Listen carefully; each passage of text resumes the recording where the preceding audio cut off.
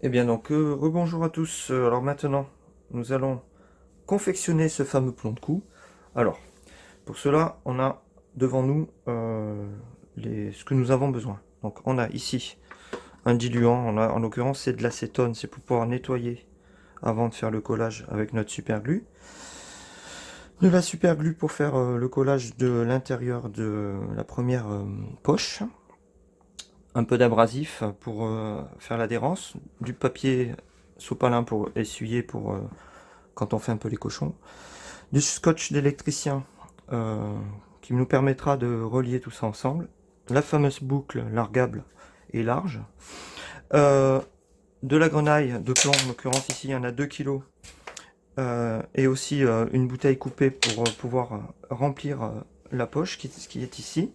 Donc on a ici la poche intérieure qui est d'une chambre à air plus petite que celle-ci. Alors ça c'est un manchon, alors regardez ça. Ouais, il faut qu'on ait les deux chambres qui rentrent super bien là, hein. On a même de la marge encore, hein. Voilà, ça c'est ce qui est important pour pouvoir continuer. Donc on a, je répète, cette celle-ci, ça va être la poche intérieure, qui est donc plus petite en diamètre que celle-ci. En longueur, c'est la longueur de mon tour de cou, plus à peu près 15 centimètres. Mais on s'en fout, on verra, on coupera peut-être après. Ici, on a fait un manchon, j'ai fait un manchon de à peu près une dizaine de centimètres pour, pour verrouiller la partie où on va remplir le plomb. Mais c'est le même diamètre que celle-ci.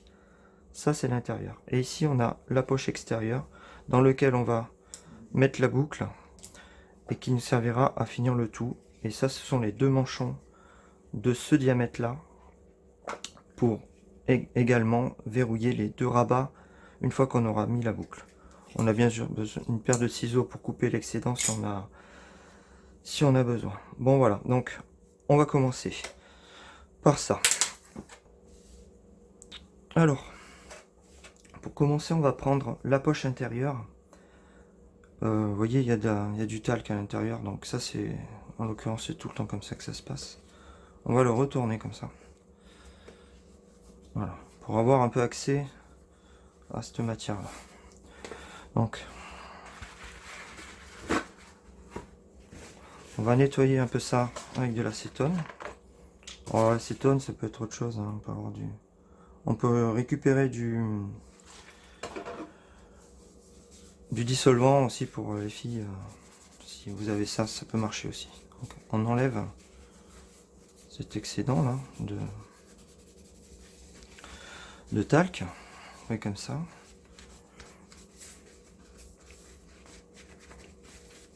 Ça permet aussi de dégraisser si on a touché. Alors, je fais ça comme ça, pourquoi? Parce que on est à l'extérieur, c'est plus facile. Maintenant, je prends mon petit papier abrasif. Alors ça n'importe quoi peut faire l'affaire du moment que ça raye. Donc on va rayer un petit peu comme quand on fait une réparation de chambre à air. Alors on raye à peu près sur 2 cm du bord de la chambre. Voilà. Donc là c'est comme ça. Bon, c'est pas hyper grave si c'est pas bien rayé, hein, parce que faut savoir c'est que notre plomb de cou il va s'user dans le temps, il va s'abîmer et puis on sera obligé peut-être de rechanger cette chambre. Donc le collage qu'on va faire là, il sera bien assez résistant pour tenir un certain temps. Donc voilà, donc on fait ça. Une fois qu'on a fait ça, on essaie de pas trop mettre les doigts dessus et on le rabat. On le remet à l'intérieur, c'est-à-dire qu'il est propre, il est mis à l'intérieur. Alors, regardez la forme qu'elle a cette truc là. Elle est ronde, donc on va dire on va l'enrouler dans le sens de sa courbe, hein. Donc ce qu'il faut ici, c'est on va faire un collage, on va pas le faire dans ce sens, on va le faire dans ce sens. Parce qu'après il y aura la boucle qui va être dans ce sens-là. Donc il faut le mettre vraiment comme ça et pas comme ça. Voilà, tac. Donc on va prendre, maintenant pour ce faire, on va se prendre de la super glue. Alors faites gaffe à pas vous coller les doigts, hein. Donc on peut reprendre un petit support là. prendre la super glue. Si elle est pas trop pourrie, j'espère. On en met bien tout le pourtour là, gentiment, mais sur à peu près 1 centimètre. On le met partout. On l'étale un petit peu comme ça si on veut, mais attention, il faut respecter la courbe, hein, toujours. Donc là, moi, je ne veux pas mettre les doigts dessus. Je vais me servir de ça, parce que je m'en fous si c'est le papier qui colle. Et là, je vais presser pour faire le collage. On pourrait mettre une presse, des bois, enfin, il y en a, ils mettent tout un attirail, mais c'est de la super glue, ça prend vite. Voilà. Donc, pendant ce temps, on peut chanter des chansons, mais on s'en fout. Donc, la super glue, c'est pas très souple, mais c'est pas grave. Il y a d'autres colles qu'on peut utiliser. Moi, j'avais ça. Ça fait l'affaire aussi. Je l'ai fait plein de fois. Ça marche très bien. Alors là, en l'occurrence, on constitue la poche intérieure. Donc, on la ferme d'un côté, mais elle sera pas fermée collée de l'autre côté. Il y a plusieurs méthodes. On peut la coller, on peut ne pas la coller. Alors, si on la colle définitivement, ça veut dire que notre plomb, on a décidé qu'on ne changerait plus le lest. Et voilà, mais là, en l'occurrence, comme c'est un plomb de départ, on va considérer que si le poids n'est pas exactement comme on voulait, on peut encore le modifier en le réouvrant et en le re-remplissant un petit peu. Donc voilà. Là, j'ai fermé la partie, le bout. Alors ça donne ça. Voilà. On est dans le sens du truc, tac, on est dans ce sens. Donc maintenant, l'idée c'est qu'on va prendre le plomb là, avec la bouteille qu'on a coupée, et on va commencer à remplir. Alors faites gaffe parce que quand on met comme ça, après il nous échappe un petit peu, et là c'est rigolo parce que ça s'en va dans tous les sens. On fait par petite dose.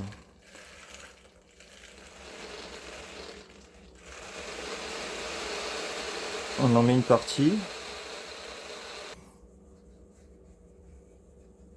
Alors maintenant qu'on a rempli la poche, vous voyez là, elle est assez souple, c'est pas mal. Donc je vais rabattre cette partie là de la poche, et là c'est là que ça devient délicat un petit peu. C'est pas délicat, mais enfin on va dire là on va vérifier. Je vais vérifier mon tour de cou. Autour de mon cou, la poche, les deux bords de la poche ne doivent pas se toucher. Là ils se touchent, ça veut dire qu'il est un peu long mon plomb.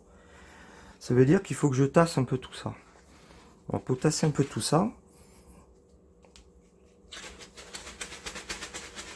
il n'y a pas 50 moyens, on peut souffler dedans, on peut aussi simplement le travailler comme ça. Pendant qu'on fait ça, voilà, les plombs descendent en fait. Et là mon rabat il est déjà beaucoup plus grand. Hop, donc là, je le remets, je le tiens comme ça, et je le tiens correctement ici, et je me mets autour du cou. Ah, là déjà je suis un peu plus loin, j'ai à peu près 5-6 cm, les bords ne se touchent pas, ils sont à 5-6 cm. J'aimerais qu'il y ait un peu plus de marge. Alors on peut faire une chose, on peut souffler dedans aussi. Ou mettre une pompe ou un compresseur, mais si on a bien travaillé et qu'on a une chambre assez souple, ça devrait le faire sans compresseur. Voilà, là j'ai soufflé, du coup j'ai tout descendu, ça marche très bien. Puis on a du souffle, ça tombe bien. Donc voilà, là c'est pareil, je tiens mon rabat comme ça, je positionne. Voilà, là ça me convient, voilà. Là j'ai fait quelque chose de bien plus court. Donc maintenant, voilà, on a ce rabat. Vous voyez comme c'est plié comme l'autre. Hein. Donc on va le mettre comme ça. Et on va utiliser le manchon qu'on a mis de côté, donc qui correspond à ce diamètre là. On peut faire une chose, c'est scinder d'un scotch. Je vais le prendre jaune comme ça on voit. S'il se barre pas. On va le maintenir en sécurité pour pas qu'il s'ouvre et qu'on ait tout à recommencer. Ok, donc voilà, tac. Bon, là c'est un scotch provisoire. Hein. C'est pour verrouiller l'entrée du plomb, pour pas se retrouver comme un imbécile, parce que ça fonctionne plus. Donc là on passe le manchon. Alors le manchon, il est du même diamètre forcément, alors c'est un peu chiant à passer quoi. Mais ça y va parce que la chambre est pas très épaisse celle-ci. En fait, mon enveloppe extérieure, c'est une chambre à air de VTT qui est un peu solide, un peu même voire super costaud. Et ça, c'est une chambre à air de petits vélos, là, de vélos d'enfants. Et du coup, c'est quand même plus souple, c'est pas mal. Et là, je peux la manipuler comme je veux, tac. Mon manchon, il est là, ça y est, ça sort là, c'est nickel. Donc je le tire au fond. Voilà. Bon, lui, c'est mon petit verrouillage.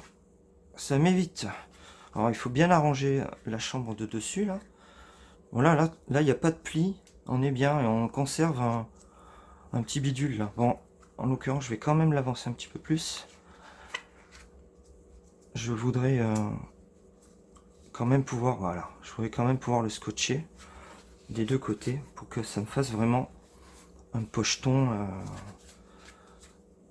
étanche. Enfin étanche, au moins bien proportionné. Donc là, maintenant que j'ai ça, je vais couper, je rabats lui un petit peu pour pouvoir couper celui-là. Alors attention, on peut couper l'autre dessous, sinon on recommence. Là je le coupe, je fais rien d'autre, hein. Hop, ça y est, tac. Lui, il est en place. On l'arrange à plat. Voilà, je peux maintenant virer mon scotch de ce côté. Et là, je me retrouve avec plein de talc, mais je m'en fous parce que je vais le renettoyer encore une fois. Vous me direz, ici ça sert pas à grand chose de le nettoyer, mais ça m'évite d'en remettre là-dessus si je le travaille. Donc maintenant, bam, je fais comme ça. Voilà. Je l'arrange bien, j'essaie de pas trop faire de plis parce qu'il va falloir quand même remettre l'autre chambre à air par-dessus. Et là, voilà. Donc là maintenant, je vais le bloquer des deux côtés cette fois. Donc là, je nettoie un peu aussi de ce côté. Et là maintenant, je vais le rendre solidaire. Ici au manchon, je vais le rendre solidaire les deux là. Définitivement, pour un provisoire définitif. Donc, tac. Alors, pourquoi le scotch électricien? Primo, parce qu'il est étanche. Il craint pas l'eau. Il est élastique.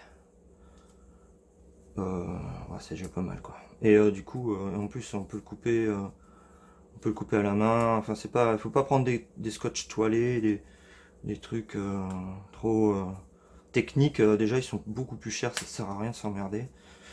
Voilà, là, j'ai ma poche.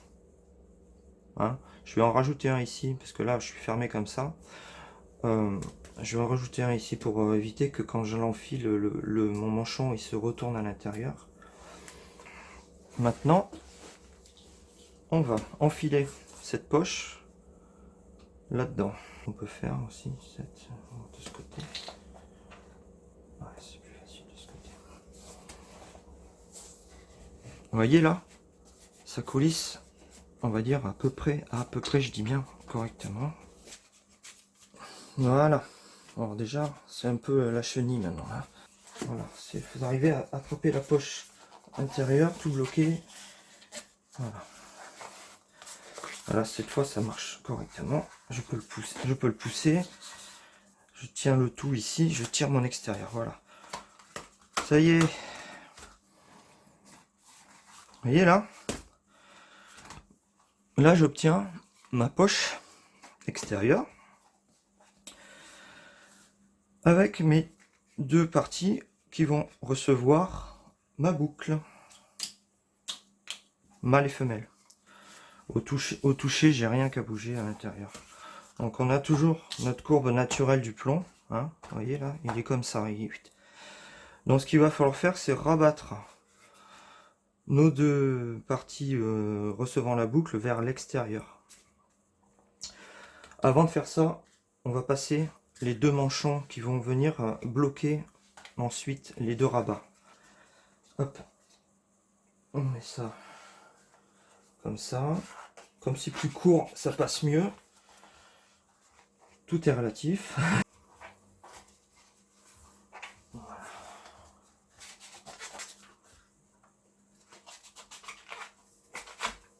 Ça les roule. Alors, je m'en fous, c'est pas grave, ils sont roulés là, c'est moche, mais on verra ça après. Donc maintenant on a fait ça, ben, on prend la boucle, on passe.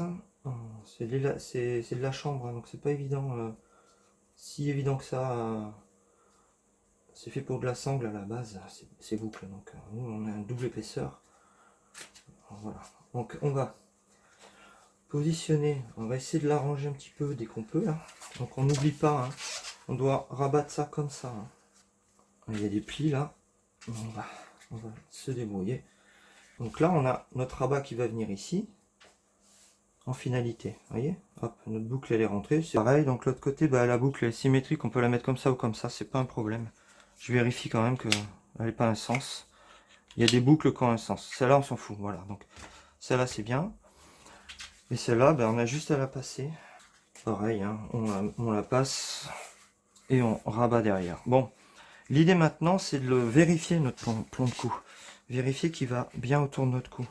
Donc on le prend à ce moment-là, on a les rabats, on n'a pas de plombs qui peuvent tomber, donc on le prend, on le met et on le clip. Là, il ne doit pas passer le menton.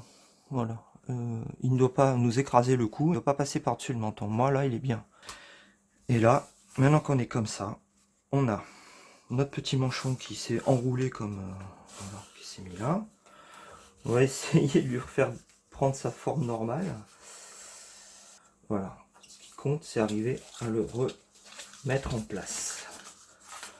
Eh ben chouette, mais là il est à l'envers. Donc ok, c'est pas grave. Je vais le repasser un dessus l'autre. Vu qu'il est lubrifié, il a du talc. Je ne l'ai pas enlevé, donc regardez. Il va tout seul. Il se remet impeccable. On le met là. Parce que c'est là qu'il doit aller. On va le mettre à sa terre. Voilà. Et là on le retourne. Voilà, comme ça. Si on peut le plus loin possible. Tac, encore un peu. Il est où le bout? Là. Et maintenant, l'idée c'est qu'il faudrait arriver à le remettre dessus. Lui, je sais que c'est sa bonne position. Ben, je vais pas m'embêter. Je vais lui donner un petit coup de nettoyant, 2 tours de scotch. Bon, attention là, parce qu'il a une position. Et comme ça, il est pas bon. Il faut qu'il soit quand même à sa position. La position, c'est là. Tac. Je fais un tour sur lui. Donc, je lie les deux. Un tour. Je chevauche un peu plus là. Ici, il y a le joint. Ouais. Là, je suis entre on voit la limite de lui. Ben, je vais verrouiller les deux maintenant.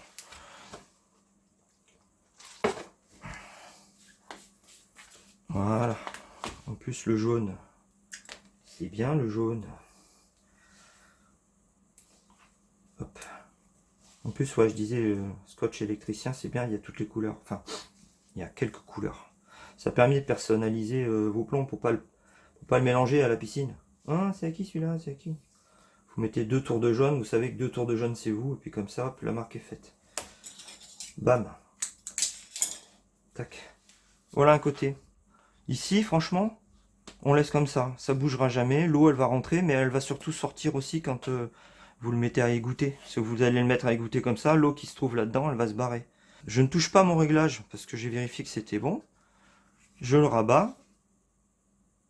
Et c'est parti. Je vais le scotcher comme l'autre. Par contre, pareil, hein, là, la position, elle est tendue. Donc on le met tendu. Tac, voilà. Et là, on le tient. Voilà, comme ça. Petit scotch. Bon, bah, pareil. On va essayer d'y aller un chouille. Bah, pour le coup, là, j'ai bien enroulé. Là, on est bien content. Là, c'est impeccable. Je le montre parce que comme ça, au moins, on voit que ça peut arriver. Là, on est à l'envers. Là, on a le talc, c'est blanc. Là. Donc, maintenant qu'on a le talc, on sait que talc sur talc, ça glisse. Et ben, c'est parti. Je l'envoie là-haut. Je l'envoie tout là-haut. À recouvrir tout ça. Et après, je le retirerai dans l'autre sens. Bon, voilà. Je suis un peu sur ma limite scotch, là. Je peux le redescendre, quoique... Au toucher, non. Au toucher, je suis bien. Au toucher, je suis bien. Donc, Tintin, je le laisse. Coup de nettoyage. Voilà. On fait la place pour que ça adhère. Et on reste dans le jaune. Parce que c'est bien le jaune. Et voilà.